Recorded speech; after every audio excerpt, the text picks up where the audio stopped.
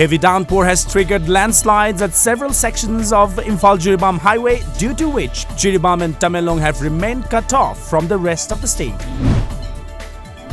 As part of National Viral Hepatitis Free Program under the supervision of National Health Mission, a free treatment program to eradicate hepatitis C virus will begin at JNIMS Imphal tomorrow.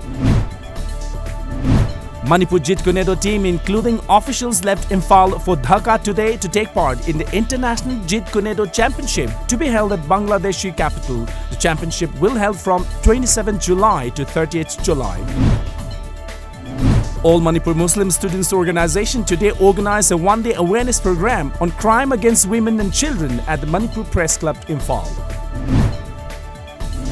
Voting for a three-tier panchayat in Tripura began this morning. However, polling has taken place only in 14% of seats, as the Bharatiya Janata Party has won the rest of the seats unopposed. Of 6,111 seats in Gram Panchayats, the BJP has won 5,728 seats unopposed, besides 337 of the 419 seats in the 35 Panchayat Samitis and 37 of the 116 seats in Jila Parishads.